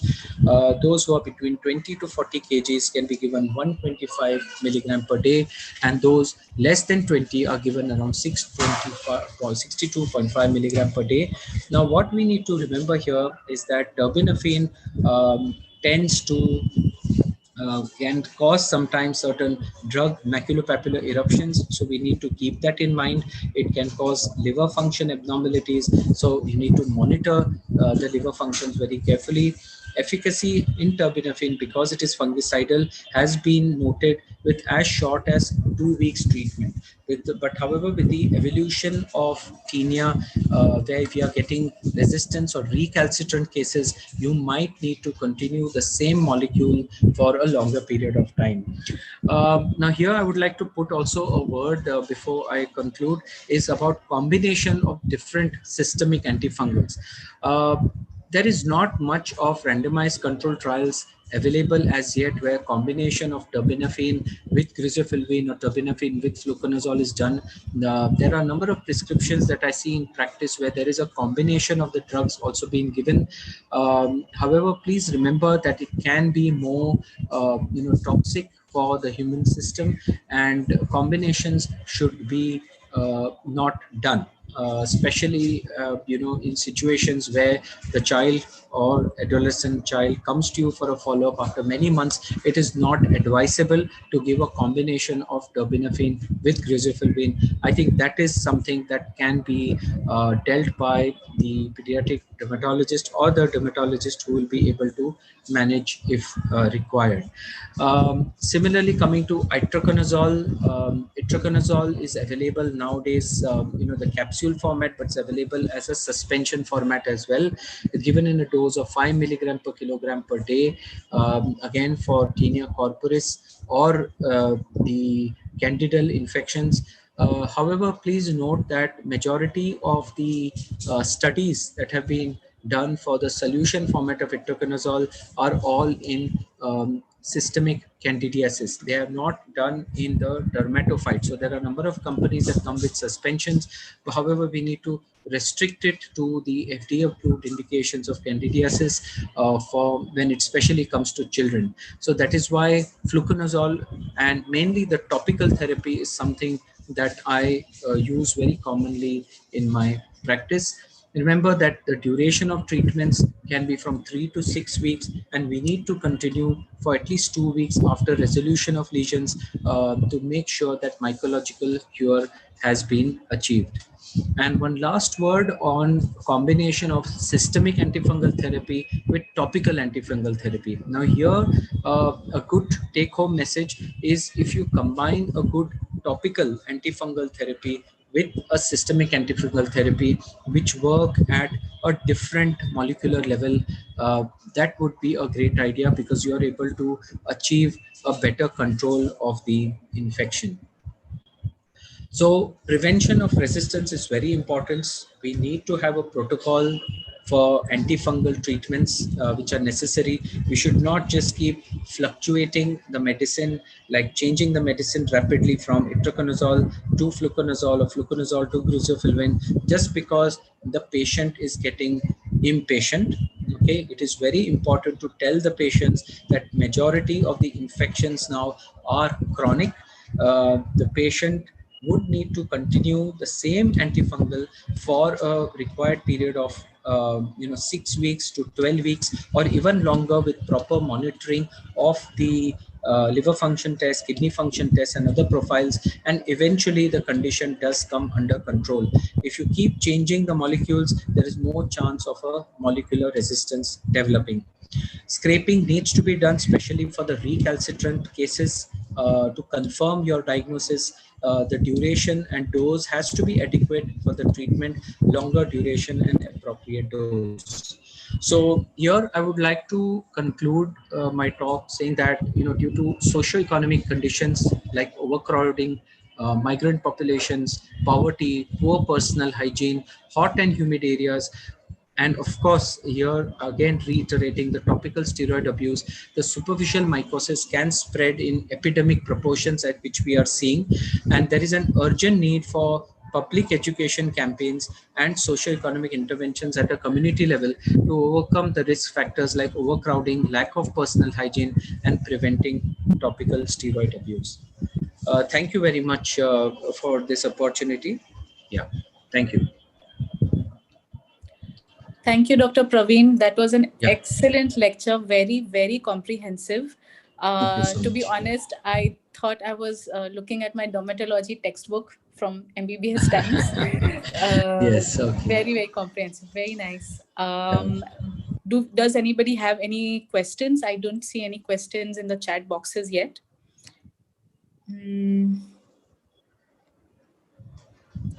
Okay, I have two questions actually. Oh, sure. One is can you just make a few comments on fungal infections or any kind of skin reactions with frequent use of hand sanitizer, and also how can we prevent it, and how do we manage that?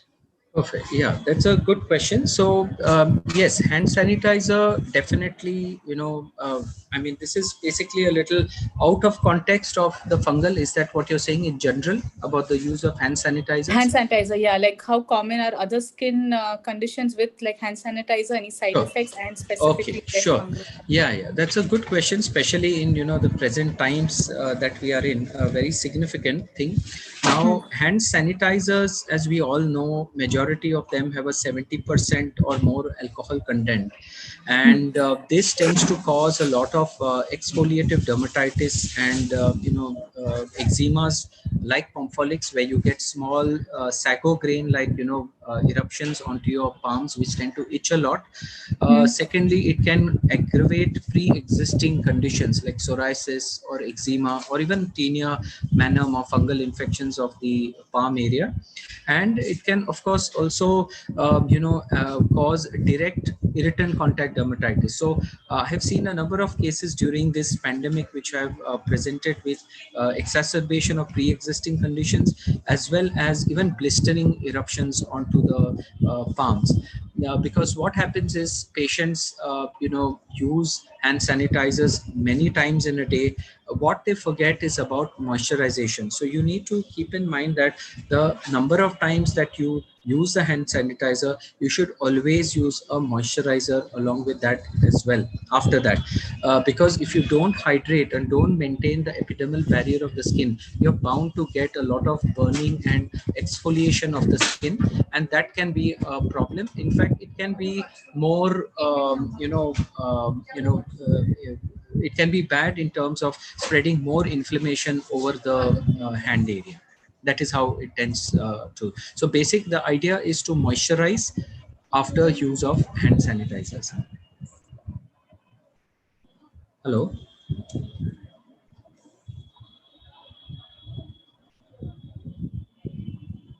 Yeah, can you see me now?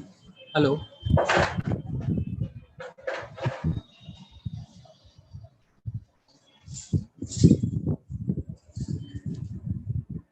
Yeah, I can hear.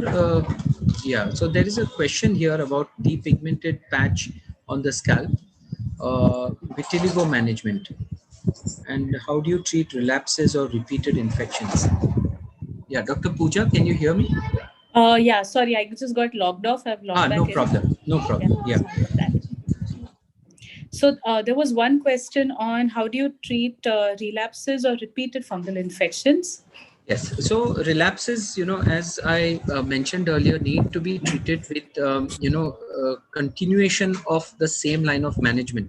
Because the moment if you, you need to firstly counsel the patients that any form of a tinea corporis or cruris is firstly a chronic infection, and you might see a form of a relapse. So that, because what happens, majority of our therapeutic decisions are based on how the patient is counseled. Many a times the patients do tend to put a pressure because of emotional reasons or the reasons why things are not working. So first most important step is counseling. Counseling plays a very important role here. Secondly, when you have a patient who you have treated, suppose with fluconazole for 3 weeks, and their infection has got solved, and after maybe 6 months they come back. If after 6 months they're coming back, you will give obviously the same dose of the same drug once again for a period of around 2 weeks, and you will continue 2 weeks beyond the clinical cure to make sure you get a complete cure of the area. Secondly, if you have something like recalcitrant lesions, recalcitrant is different from a relapse where you get a very difficult to treat infection which keeps going on for a long period of time. In such cases, you will have to just continue with the antifungal, try with a different topical antifungal and a different oral antifungal, and that is what can continue with proper monitoring of liver function and kidney functions. Got it. Okay. Also, like I've seen like one case of fungal infection in the private area for a female child, for an infant, which turned out to be streptococcal dermatitis. So that, how common is that, and any specific like differentiating signs? Yeah, so beta hemolytic streptococcal infections are very common in children, especially in infants or even premature infants. It needs to be kept in mind. Of course, there are a certain kind of inflammatory lesions which you see, like either in the form of ecthymas or impetigos or pus-filled boils, which tend to be more common in bacterial infections compared to tinea infection. So if you are talking about a groin related infection, there are three scenarios here. One is of course the candidal infections, which I told you, where there are red papillary eruptions or satellite lesions which are seen with a central erythematous area. The second scenario is where you get tinea cruris, where you have a central clearing with an inflammatory border. And third is what the scenario which you mentioned, where maybe there's a streptococcal infection or streptococcal dermatitis, also called as bacterial eczema or eczematous bacterial infection, where you get a primary bacterial infection which you can characterize by presence of certain yellow pustules, flat top pustules is what you get, less of erythema, less of a regular border. It's extremely irregular in its presentation, and of course then you get more oozing from that, where you get an eczematoid pattern, where you get like more watery oozing. So that's where you will come to know that this is more of a streptococcal or a bacterial dermatitis compared to the fungal. Got it. Okay, thank you for that answer. I think I don't see any other questions. I may have lost some. Okay, here one has popped up. We do, yeah. Does the use of antibiotics along with fungal infection give a better response, since the fungal infection may be secondarily infected? Yeah, so that's a good question, and in fact it's just a continuation of what we just spoke, where I just forgot that one point which is rightly mentioned here, is about the mixed infections.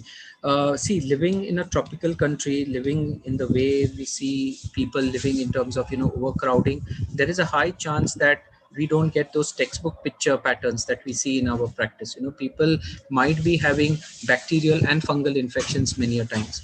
So definitely there is a role of where you give in the form of either a mupirocin or a fusidic acid, which helps along with an antifungal. But one thing that needs to be definitely avoided here are those triple combinations, which I would like to stress on again, which contain clobetasol. All physicians, pediatricians, dermatologists, or any other field should be aware that using clobetasol molecules or tubes that contain clobetasols are to be totally avoided, because they are the most rampantly available from the neighborhood pharmacy or from the even from the physician's office.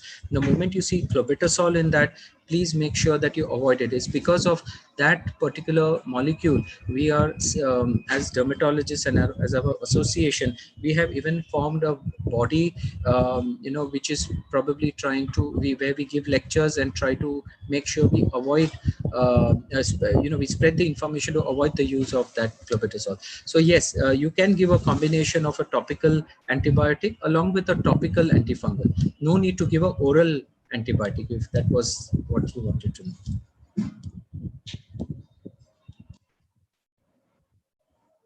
Yeah, and I think you're mute, Dr. Pooja. I'm sorry. Yeah, I'm unable to see the previous question. Yeah, so there's a question about, so here I got a question about, do antioxidants, vitamin E, serratiopeptidase or trypsin have any role in early recovery? So if you are talking about tinea infections or dermatophyte infections, no, they don't.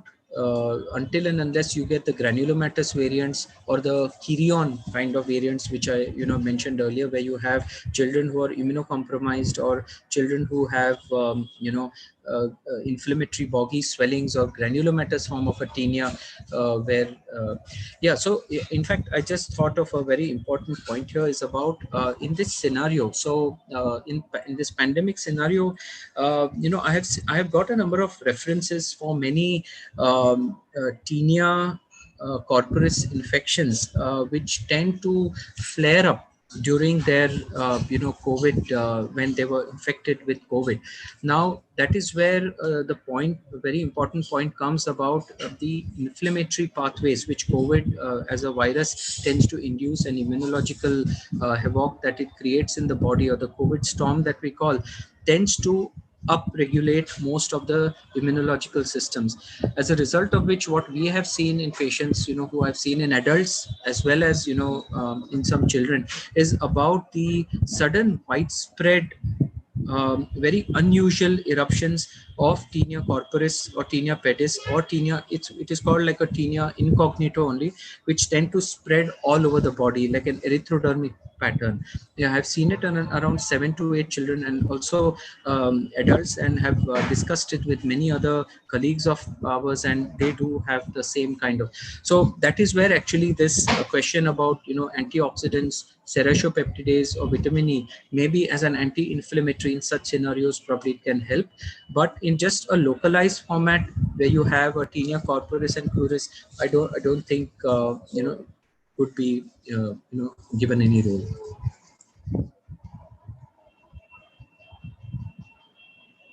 Yeah. So I think we have this, we have this question about treatment of Candidiasis cruris or intertrigo. So it is again the same line, that is you give fluconazole and orally, and topically also you can give ibuprofen. A higher dose is fungicidal, so that can definitely work. Even cycloparaxolamine tends to work very well as a topical cream against cruris infections.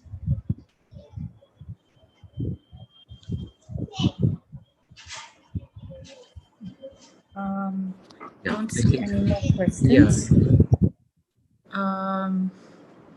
Okay, would anybody like to ask any more questions before we end this masterclass? Madam, a question about depigmented patch in the scalp. Depigmented, so this is you're talking about probable vitiligo like situation. Something like. Yes. So so two important things, of course, when it comes to depigmented patch on the scalp, one needs to think of obviously vitiligo as one of the factors. Very important firstly to differentiate whether it is a segmental or non-segmental. If it is segmental, it's great because segmental is something that is one of the only vitiligo patches that responds very well to our surgeries. Of course, it depends on the age of the child.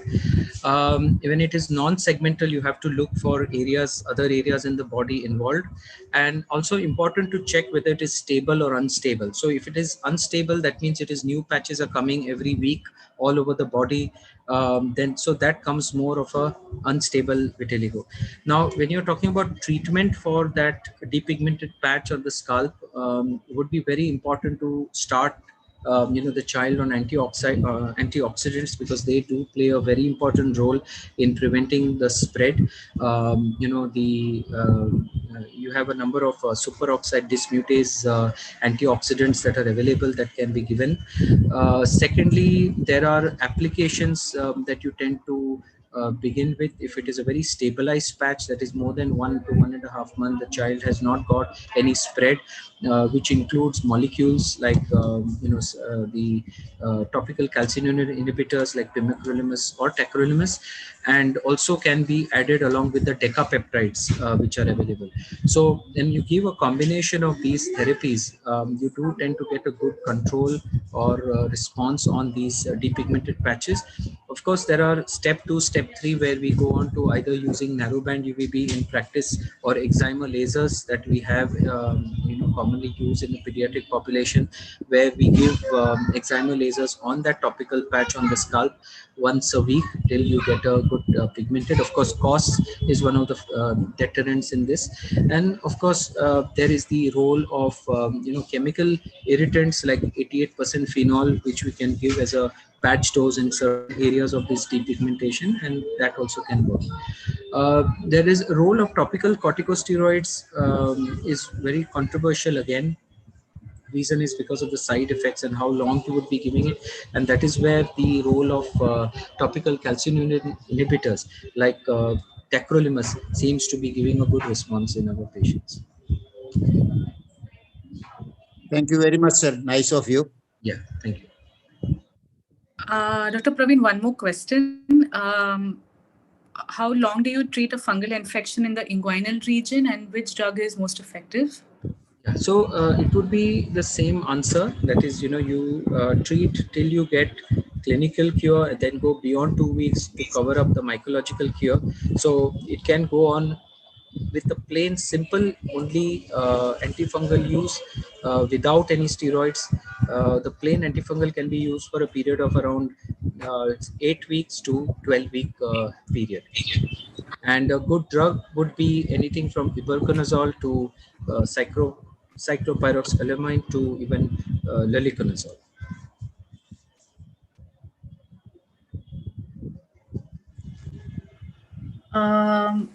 Okay, I think so. No more questions.